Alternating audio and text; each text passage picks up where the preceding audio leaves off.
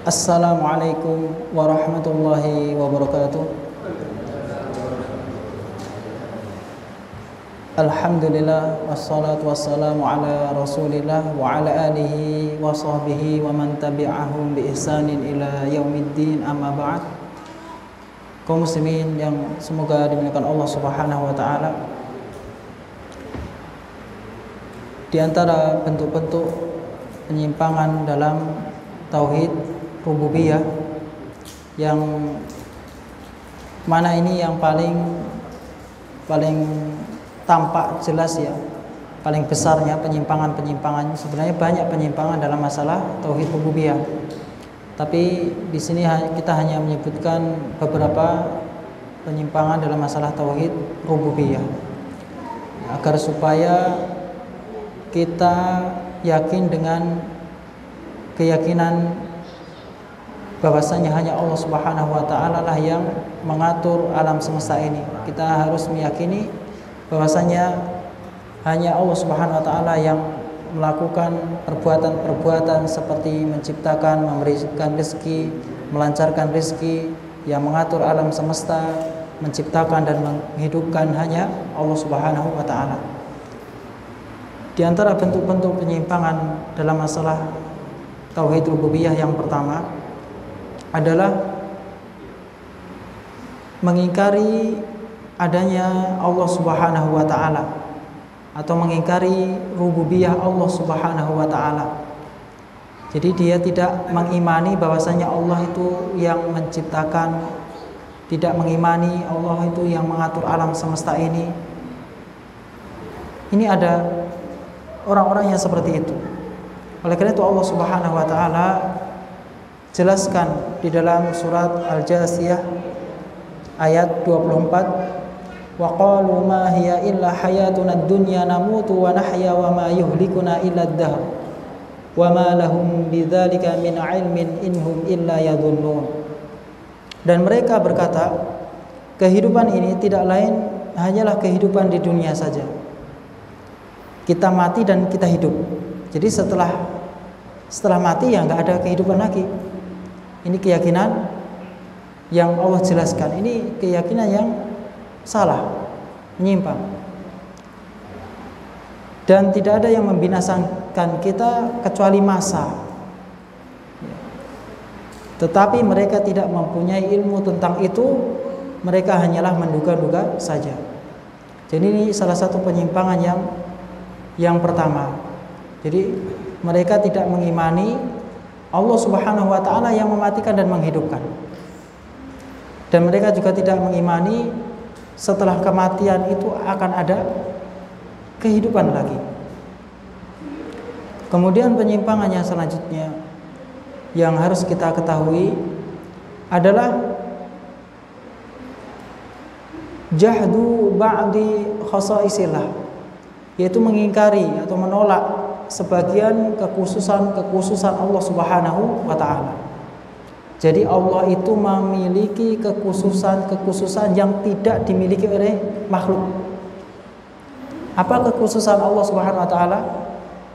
Allah yang menciptakan, Allah yang mengatur alam semesta ini, Allah yang memberikan rezeki. Selain Allah mampu, sekaya-kayanya manusia tidak akan mampu memberikan rezeki seluruh makhluk yang ada di muka bumi ini. Sekuat-kuatnya manusia tidak mampu mengatur alam semesta ini. Hanya Allah Subhanahu wa taala yang mampu melakukan semua ini. Inilah kekhususan Allah Subhanahu wa taala.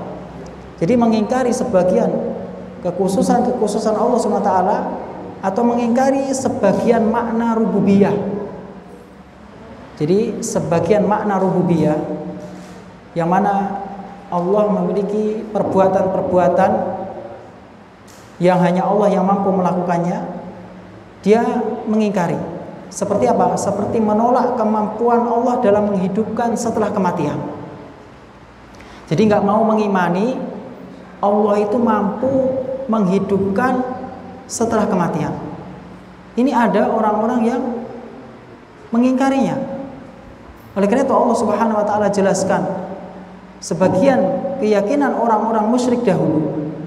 Mereka mengingkari kemampuan Allah Subhanahu wa taala dalam menghidupkan setelah kematian. Jadi enggak semua orang-orang musyrik itu mengimani Allah itu pencipta. Allah enggak semuanya. Sebagian mereka mengingkari kemampuan Allah Subhanahu wa taala dalam menghidupkan setelah kematian. Dan hal ini dijelaskan oleh Allah Subhanahu wa taala dalam surat Al-Waqiah ayat 47. Wa kanu yaquluna a idza mitna wa kunna turaba wa 'idhaman a inna lamab'utsun. Dan mereka mengatakan, apabila kami sudah mati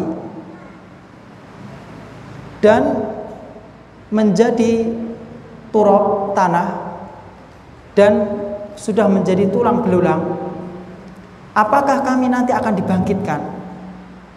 Lihat, mereka meragukan kemampuan Allah di dalam menghidupkan setelah kematian.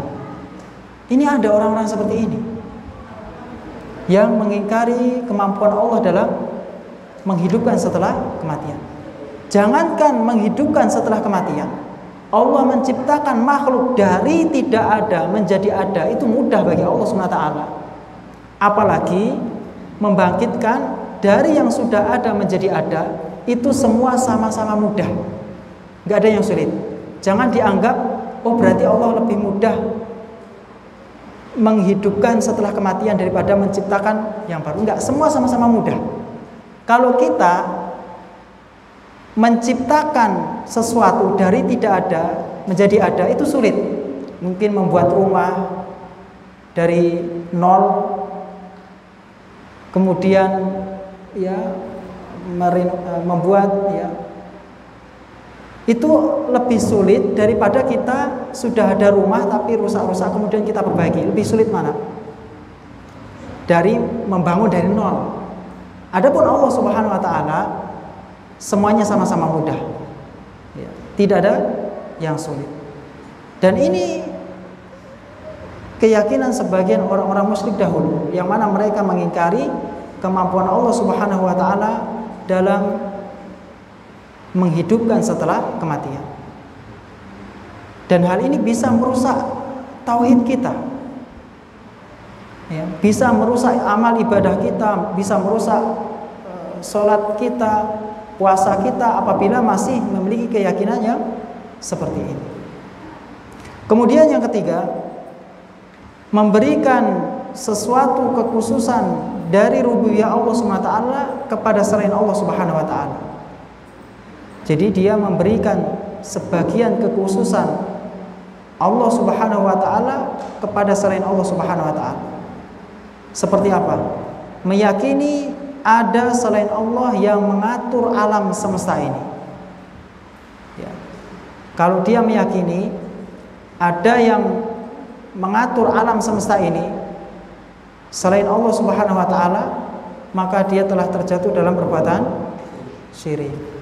Dan hal ini membahayakan. Oleh karena itu Allah Subhanahu wa taala berfirman, la in asyrakta la yahbatanna 'amaluka wa la takunanna minal khasirin. Jika engkau melakukan kesyirikan wahai Muhammad, maka akan hancurlah amalanmu dan engkau akan menjadi orang-orang yang merugi di akhirat nanti. Jadi tiga hal ini kaum muslimin, ikhwan dan akhwat yang semoga dimuliakan Allah Subhanahu wa taala, harus dibersihkan dari hati seseorang. Setelah kita menjelaskan bahwasanya beriman kepada Allah Subhanahu wa taala itu tidak akan terwujud kecuali dengan dua pondasi. Yang pertama apa? Mengimani adanya Allah Subhanahu wa taala, kemudian hal itu ditunjukkan dengan dalil-dalil, dalil akal, dalil fitrah, kemudian dalil akal, dalil syar'i, kemudian dalil hissi, panca indera, kemudian pondasi yang kedua adalah mengimani bahwasanya hanya Allah Subhanahu wa taala, mengimani dengan mentauhidkan Allah Subhanahu wa taala. Bahwasanya Allah Subhanahu wa taala lah yang melakukan perbuatan-perbuatan seperti menciptakan, memberikan rezeki, mengatur alam semesta. Kemudian kita harus merealisasikan ibadah kita hanya untuk Allah Subhanahu wa taala. Kemudian kita harus mengimani nama-nama dan sifat-sifat Allah Subhanahu wa taala. Di antara bentuk keimanan kita kepada Allah Subhanahu wa taala, kita harus mengimani bahwasanya Allah Subhanahu wa taala itu beristiwa di atas arsy.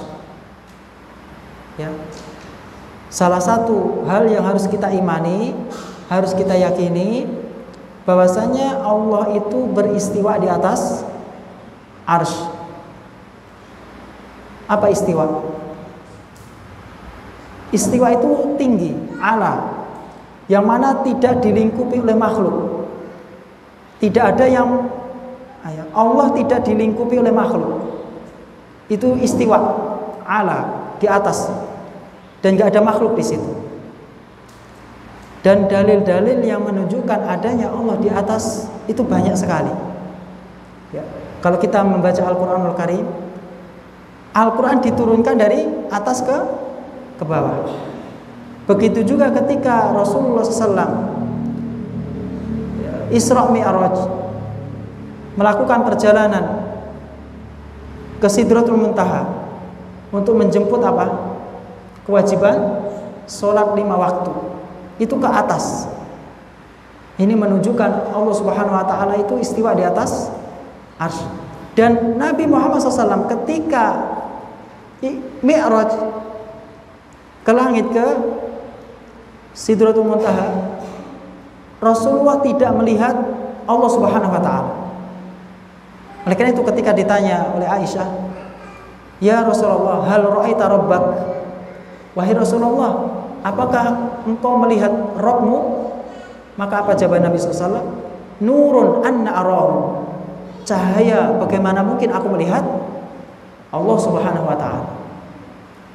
Dan melihat Allah Subhanahu wa taala itu merupakan kenikmatan yang paling nikmat di akhirat nanti. Kenikmatan yang paling nikmat di akhirat adalah melihat Allah Subhanahu wa taala, yang mana ini hanya khusus untuk orang-orang yang beriman, orang-orang yang mentauhidkan Allah, orang-orang yang bersih dari noda-noda kesyirikan. Oleh karena itu melihat Allah Subhanahu wa taala itu terbagi menjadi 3. Ya, melihat Allah Subhanahu wa taala itu terbagi menjadi 3. Yang pertama adalah ru'yatul qalbiyah, melihat dengan hati, menyaksikan dengan hatinya bahwasanya dirinya melihat Allah Subhanahu wa taala. Dan hal ini kembali kepada kekuatan ma'rifatnya kepada Allah Subhanahu wa taala. Kekuatan ma'rifat dia terhadap Allah Subhanahu wa taala. Kuatnya kecintaannya dia dan pengagungannya dia kepada Allah Subhanahu wa taala. Maka hal ini dialami oleh Nabi sallallahu alaihi wasallam. Bahwasanya di dalam hadis yang diriwayatkan dari Ibnu Khuzaimah dari sahabat Ibnu Abbas, bahwasanya Nabi SAW ra'a rabbahu bi fuadihi marrataini, bahwasanya Nabi SAW melihat Rabbnya dengan hatinya itu dua kali. Jadi yang pertama adalah ru'yatul qalbiyah. Kemudian yang kedua adalah ru'yatul manamiyah, melihat Allah Subhanahu wa taala melalui mimpi. Manamiyah, yaitu seseorang dalam kondisi tidur kemudian melihat Allah Subhanahu wa taala, dan hal ini dialami oleh Nabi sallallahu alaihi wasallam. Anni qumtu minal laili fatawaddatu fasallaitu ma qadira li fanaistu fi salati fastasqaltu fa idza ana bi rabbi tabaraka taala fi ahsani surah. Ketika aku bahwasanya aku melaksanakan sholat malam, bangun dari malam kemudian berwudu kemudian sholat, maka aku ngantuk di dalam sholat tersebut. Fastasqaltu, aku merasa berat. Ya, biasa bangun malam kemudian agak sedikit ngantuk. Kemudian ternyata aku melihat Rabbku fi ahsani surah, dalam apa? Bentuk yang sangat indah. Fi ahsani surah. Ini ru'yatul manamiyah dalam kondisi tidur, dan hal ini dialami oleh Nabi sallallahu alaihi wasallam. Kemudian yang selanjutnya ru'yatul basariyah, yaitu melihat Allah Subhanahu wa taala dengan penglihatan, dengan mata, dengan penglihatan, basar, penglihatan. Dan ini merupakan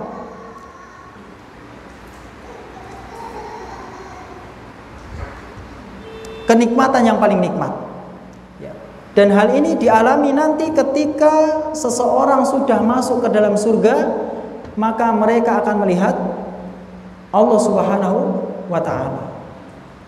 Jadi hal ini harus kita imani. Harus kita imani.